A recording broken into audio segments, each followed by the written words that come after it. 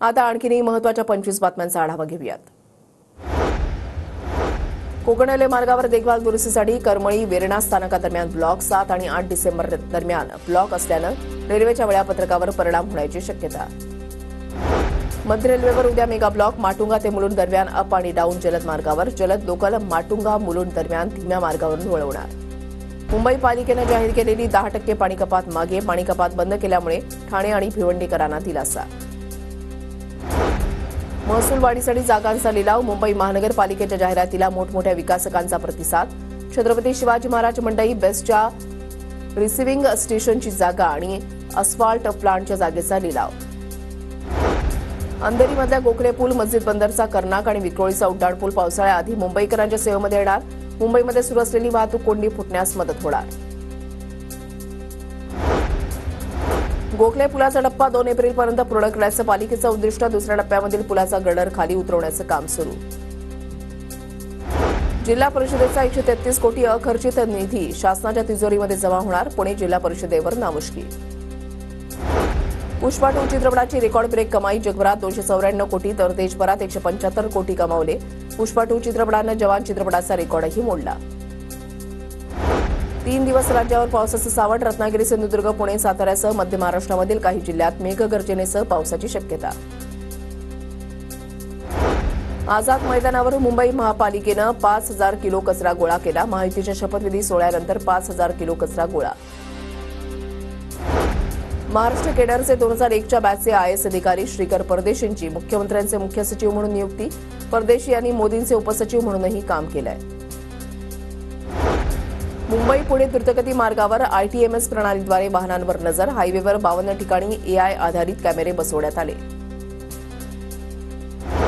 पूजा खेडकरची औरंगाबाद खंडपीठात धाव, Ahilyanagar जिल्हाधिकाऱ्यांचा non creamy layer संबंधित अहवाल रद्द करण्याची मागणी। पीएमपीच्या पुणे दर्शन पर्यटन बस सेवेला उत्स्फूर्त प्रतिसाद, नोव्हेंबर महिन्यामध्ये 3 लाखाहून अधिक उत्पन्न, पर्यटकांचा ओघ कायम। पीएमपीला तोट्याचा भार सोसवेना, पुणे पालिकेकडून तिकीट दरवाढीची मागणी, दरवर्षी कोट्यवधींचा तोटा, तोट्यामधील 60% रकमेची भरपाई पालिकेकडून।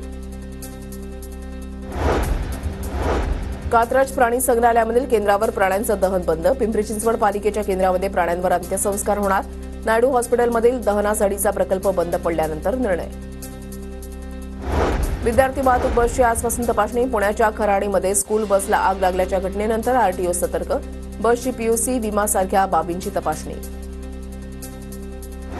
मालमत्ता पत्रिकेमध्ये अर्थात प्रॉपर्टी कार्डावर फेरफार करण्याबाबतच्या नोंदींच्या नोटिसा पोस्टाद्वारे मिळणार, भूमी अभिलेख विभागाची माहिती।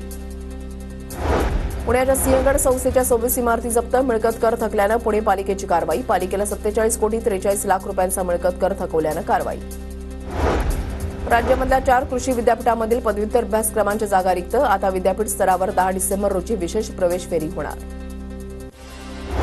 बार्टी सारथीच्या विद्यार्थ्यांना 2 महिन्यामध्ये फेलोशिप मिळणार, विद्यार्थ्यांची कागदपत्र पडताळणी प्रक्रिया पूर्ण, विद्यार्थ्यांकडून 6माही अहवाल मागवला।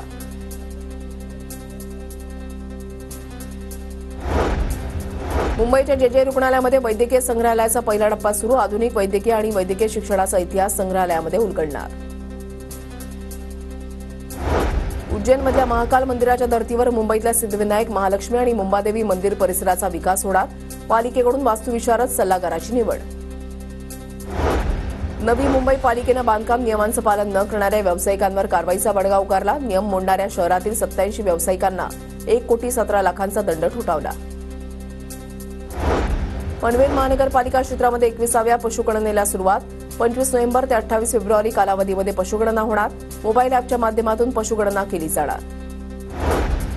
सलमान खानच्या घराबाहेरील गोळीबार प्रकरणातील आरोपी अनुज थापनचा मृत्यू पोलिसांच्या मारहाणीमुळे नाही, चौकशी अहवालाचा संदर्भ देत मुंबई हायकोर्टाकडून स्पष्ट। देशभरात आणखी 85 केंद्रीय विद्यालय तसंच 28 नवोदय विद्यालय सुरू करण्याला केंद्रीय मंत्रिमंडळाची मंजुरी, 8,232 कोटी रुपये खर्च होणार, महाराष्ट्राला 4 विद्यालय मिळणार। प्रवासी गाड्यांमध्ये व्हीएलटीडी पॅनिक बटन असणार, आरटीओचे लवकरच आदेश निघणार, सुरक्षेच्या पार्श्वभूमीवर परिवहन विभाग सतर्क।